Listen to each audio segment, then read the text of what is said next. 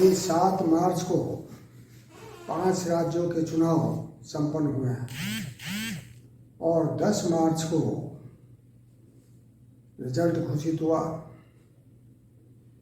जिसमें भारतीय जनता पार्टी को 5 में से 4 राज्यों में बहुमत हासिल हुआ। एक राज्य पंजाब में आप पार्टी जो है उसको बहुमत मिला,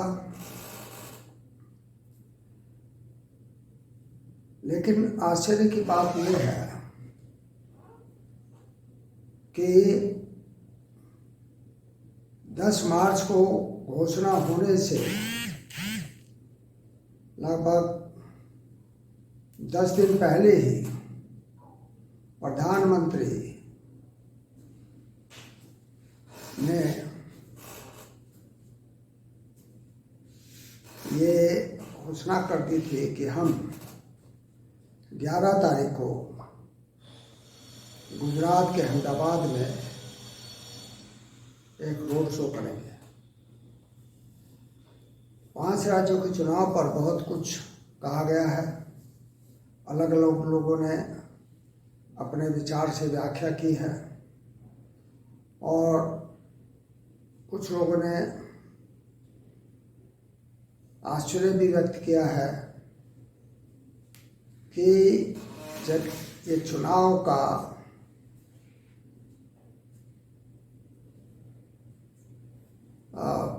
जो संपर्क अभियान चल रहा था, चुनाव के बारे में जो रैलियां हो रही थी, सभाएं हो रही थी, तो उसमें कहीं पर भी भारतीय जनता पार्टी का कोई प्रभाव दिखाई नहीं दिया। यहाँ तक कि प्रधानमंत्री के चुनावी सभाओं में भी कुर्सियां खाली थी। दूसरी तरफ समाजवादी पार्टी के बारे में ये कहा जा सकता है कि एक पूरी लहर उत्तर प्रदेश में चल रही थी। उत्तराखंड में, गोवा में, पंजाब में और मणिपुर में भी यह कयास लगाए जा रहे थे कि यहाँ कांग्रेस पार्टी अपनी सरकार बनाने में सफल होगी। कहीं कोई ऐसा प्रतीत नहीं होता था कि भारतीय जनता पार्टी का परचम लहरा रहा है या उसके बारे में कोई लहर चल रही है, हवा बह रही है। ऐसा कुछ दिखाई नहीं दिया। ये जरूर है कि जिसको राष्ट्रीय मीडिया कहा जाता है, गोदी मीडिया भी उसको कहते हैं, जो नरेंद्र मोदी के दिए हुए टुकड़ों पर पलती है, उसके लिए करोड़ों रुपए की जो सौगात उसे मिलती है, उसकी वजह से राष्ट्रीय मीडिया में ये बात थी कि भाई भाजपा ही जीतेगी। ये ताजुब है कि बिना किसी लहर के, बिना किसी हवा के, बिना किसी लोगों में भारतीय जनता पार्टी के प्रति कोई लगाव प्रदर्शित हुए बिना जब रिजल्ट आए तो अप्रत्याशित थे। उत्तर प्रदेश में लोग योगी सरकार से तंग आ गए थे। यहाँ तक कि उसके मंत्री भी उनके खिलाफ थे और मुख्यमंत्री आदित्यनाथ का चेहरा भी कुम्हलाया हुआ था। जिस प्रकार ये कहा गया कि योगी आदित्यनाथ पहले तो ये था कि वो अयोध्या से चुनाव लड़ेंगे, फिर ये हुआ कि वो मथुरा से चुनाव लड़ेंगे, लेकिन जब यहाँ पर पड़ताल की गई तो पता चला कि वहाँ पर इनके जीतने के चांस नहीं हैं। इसलिए इनको फिर गोरखपुर भेज दिया गया। तो लोग कहते हैं कि विपक्षी पार्टियों ने सही मुहिम नहीं चलाई चुनाव के लिए। कांग्रेस के बारे में कहा गया कि कांग्रेस तो डूबता हुआ जहाज है, इसकी सवारी बेकार है। लेकिन जिस प्रकार से प्रियंका गांधी ने उत्तर प्रदेश में चुनावी रणनीति अपनाई और महिलाओं को 40% टिकट दिए, लड़की हूँ लड़ सकती हूँ का नारा दिया। उधर उत्तराखंड में भी लोग भाजपा के शासन से तंग थे और ये तय लग रहा था कि वहाँ पर कांग्रेस ही सरकार बनाएगी। गोवा में भी यही प्रतीत होता था कि वहाँ पर भी कांग्रेस ही सरकार बनाएगी और पंजाब में भी ऐसा लगता था कि कांग्रेस सरकार बनाएगी। अगर ना बना सके तो बहुत अच्छे मार्जिन से वो लौटेगी और अगर कांग्रेस के अलावा कोई दूसरी पार्टी वहाँ पर कायम होती है तो वो बिना कांग्रेस की सहायता के नहीं चल पाएगी। नरेंद्र मोदी को चुनाव के बारे में महानीतिकार बताया जाता है। ऐसा कहा जाता है कि नरेंद्र मोदी प्रधानमंत्री न होकर के भाजपा के प्रचार मंत्री हैं। उनकी जितनी भी नीतियाँ थी वो आम जन के लिए सही नहीं थी। सिर्फ अमीर घराने, कारपोरेट घरानों के लिए ही भारत सरकार ने नीतियाँ बनाई, उन्हें सहूलियत दी और उनके ऋण भी माफ़ किए। जबकि किसान अपने हक के लिए लगभग 13 महीने दिल्ली की सरहदों पर डटे रहे। 700 से ज़्यादा आदमी शहीद हुए। नरेंद्र मोदी को समय नहीं मिला कि वो किसानों से कोई बात कर सकें, उनसे मिल सकें, उनकी समस्याएं जान सकें। उन्होंने जो 10-11 राउंड किसानों के साथ किए वो कृषि मंत्री तोमर के साथ हुए थे। उसमें प्रधानमंत्री का कोई पार्टिसिपेशन नहीं था। तो ये जीत कैसे हुई? ये अप्रत्याशित घटना कैसे हुई? लोग ताज्जुब करते हैं और ये समझते हैं कि ये तो जादू हो गया।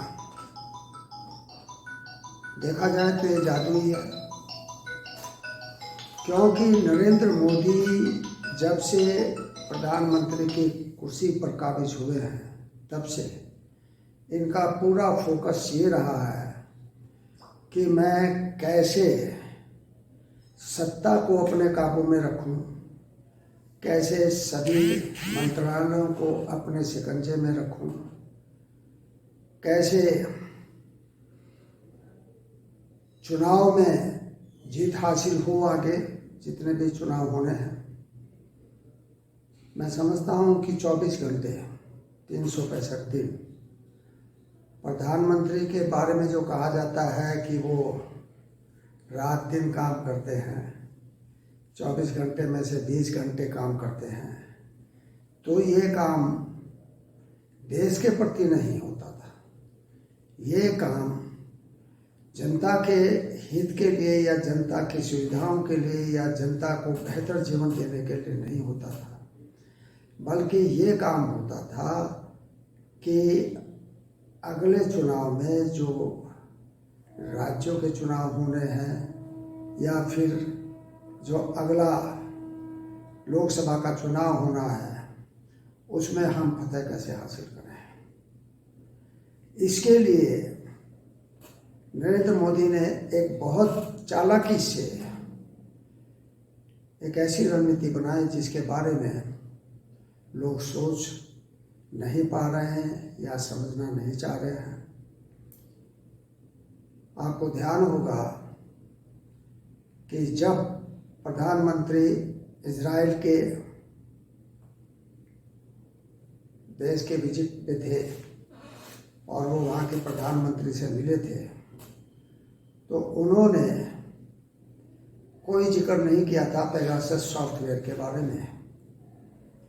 ये तो अमेरिका का जो मीडिया है, जो बहुत ही जागरूक मीडिया है, जिसको वहाँ का राष्ट्रपति खरीद नहीं सकता और वो अपने हक के लिए हर स्तर पर लड़ाई करने को तैयार रहती है, चाहे हाई कोर्ट हो या सुप्रीम कोर्ट हो।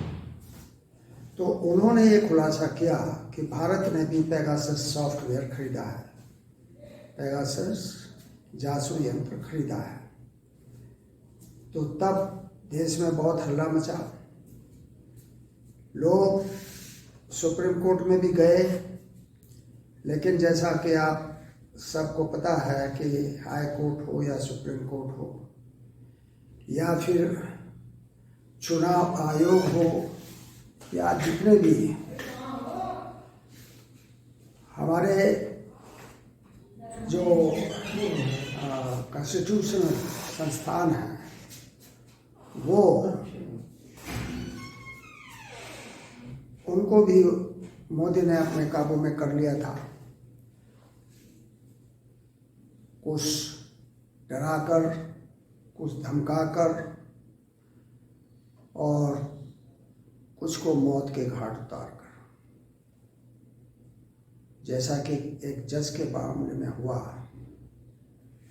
जो अमित शाह का केस देख रहे थे, उनको फुसलाया गया, बहलाया गया कि आप अमित शाह के पक्ष में अपना फैसला दें। उन्होंने कहा कि जो सही होगा मैं वो करूँगा, ऐसे में किसी के पक्ष या विपक्ष में फैसला नहीं दे सकता। तो उस जज को किस प्रकार 2-3 अन्य जज एक पार्टी में ले जाते हैं और उस पार्टी में क्या होता है किसी को पता नहीं, लेकिन उस जज की मौत हो जाती है। बाद में जो जज उनको लेकर के गए थे वो भी इस दुनिया को छोड़ कर चले जाते हैं। तो ये जो डर, ये खौफ नरेंद्र मोदी ने और अमित शाह ने देश में बैठाया, इसकी वजह से ये चीज़ लोगों में दिलो दिमाग में घर कर गई कि इनसे किसी किस्म का वैर भाव रखना या इनके खिलाफ कोई निर्णय देना या इनके खिलाफ कोई बात करना अपने प्राण गंवाना है। नरेंद्र मोदी ने पेगासस के जरिए, वो पेगासस जो देश के दुश्मनों की जासूसी करने के लिए लाया गया था, उसे दुश्मनों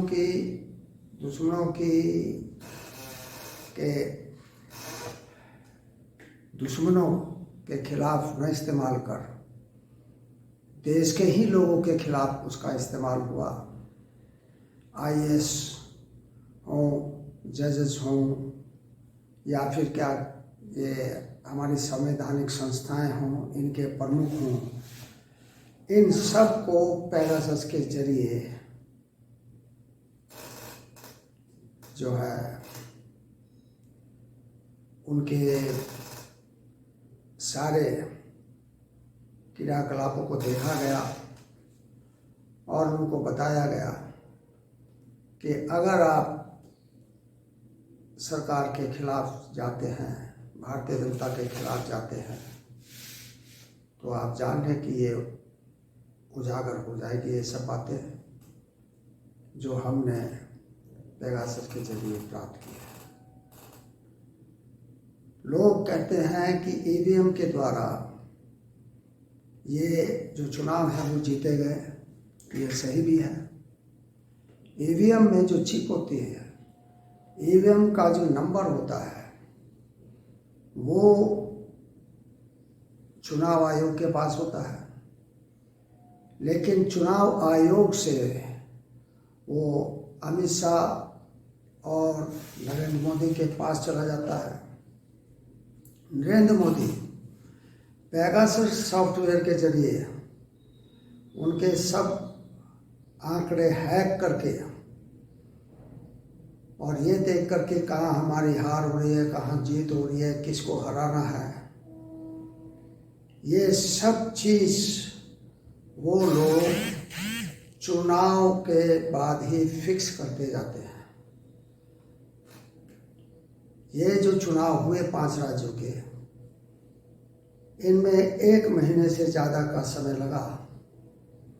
उत्तर प्रदेश में 7 चरणों में चुनाव हुआ और इस बीच जो समय मिला वो समय नरेंद्र मोदी ने और उसके आईटी सेल ने ईवीएम को हैक करने, वहाँ के जो आंकड़े बदलने में किया। इसी वजह से वो इतना जो है मुतमईन हो गए, इतना उनको यकीन हो गया कि अब हम ही जीत रहे हैं, और इसीलिए घोषणा से 10 दिन पहले नरेंद्र मोदी ये चीज़ मीडिया में शाया करते हैं कि 11 तारीख को हम गुजरात के अहमदाबाद में रोड शो करेंगे, जो एक भव्य रोड शो हुआ। भारतीय जनता पार्टी देश की नहीं बल्कि संसार की, दुनिया की सबसे अमीर पार्टी बन गई है। धन्ना सेठों के बदौलत और इलेक्ट्रॉनिक बॉन्ड्स के बदौलत उनके पास इतनी अकूत संपत्ति आ गई है कि वो 8,000 करोड़ से भी ज़्यादा है।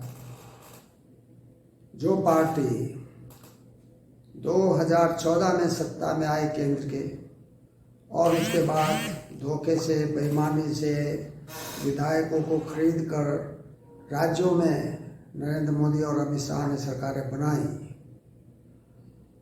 तो इसको कितना समय हो गया, 2014 से 2022, मात्र 8 साल। 8 साल में भारतीय जनता पार्टी इतनी अमीर पार्टी बन गई, और जिस कांग्रेस पार्टी को नरेंद्र मोदी पानी पी पी कर कोसते हैं, कांग्रेस पार्टी के पहले प्रधानमंत्री जवाहरलाल नेहरू को हर काम के लिए दोष देते हैं। जो राहुल गांधी है उसको ऐसा प्रचारित किया जाता है कि उसे कुछ पता नहीं, वो तो बच्चा है, वो तो पप्पू है। लेकिन उस पप्पू ने इनको नाको चने चबाए, इनकी पोल पट्टी खोली, चाहे वो विमान का मामला हो, चाहे वो कोई और मामला हो। राहुल गांधी ने बखूबी नरेंद्र मोदी की चालाकी, 420 धोखेबाजी, बेईमानी और भ्रष्टाचार को उजागर करा। लेकिन चूंकि नरेंद्र मोदी ने सभी कॉन्स्टिट्यूशनल इंस्टीट्यूशंस को अपने काबू में कर रखा है, यहाँ तक कि सुप्रीम कोर्ट भी उससे डरा हुआ है, उसने भी इन सब बातों के ऊपर तवज्जो नहीं दी, इन सब बातों पर गौर नहीं किया और देश जैसे चल रहा है वो चल रहा है। आपने देखा है कि चुनाव के बाद 10 दिन के अंदर देश में पेट्रोलियम के दाम बढ़ने लग गए, गैस के दाम बढ़ने लग गए और ये बढ़ते चले जाएंगे, जनता पिसती चली जाएगी। नरेंद्र मोदी केंद्र की सरकार में सत्तासीन रहेंगे, क्योंकि जब तक ईवीएम है और जब तक पेगासस है तब तक नरेंद्र मोदी को हराना मुमकिन ही नहीं, नामुमकिन है। हद तो ये है कि जिस सुप्रीम कोर्ट ने 2013 में कहा था कि ईवीएम को हैक किया जा सकता है, ईवीएम के आंकड़े बदले जा सकते हैं, वही सुप्रीम कोर्ट अभी खामोशी अख्तियार किए हुए है। ये जो रिजल्ट आए हैं इसके बारे में सुप्रीम कोर्ट एकदम चुप है, देश की जनता भी चुप है और ये संकेत दे रहा है कि देश की जनता जो इतनी चुप दिखाई दे रही है वो एक बवंडर में बदलेगी, एक बहुत बड़े आंदोलन में बदलेगी। और जिस प्रकार एक ऐसी सत्ता को भारत की जनता ने देश से जाने के लिए मजबूर किया जिसके बारे में कहा जाता है कि उसके राज्य में सूरज नहीं डूबता, उसको जाना पड़ा। तो नरेंद्र मोदी उनसे भी बलवान नहीं है, हालांकि वो एक बहुत ही शातिर किस्म का व्यक्ति है, बहुत ही षड्यंत्रकारी व्यक्ति है और जब तक जीवित रहना है तब तक वो चाहता है कि मैं सत्ता में काबिज रहूं और देश की सत्ता मेरे हाथ में रहे। अब ये देश की जनता को सोचना है, आम लोगों को सोचना है कि आप क्या चाहते हैं। आप देश में प्रजातंत्र चाहते हैं, आप देश में अपने हकों की लड़ाई लड़ना चाहते हैं, आप अपने बेहतर जीवन की उम्मीद करना चाहते हैं, तो आपको नरेंद्र मोदी के खिलाफ खड़ा होना होगा और एक रणभेरी बजानी होगी। जय हिंद, जय भारत।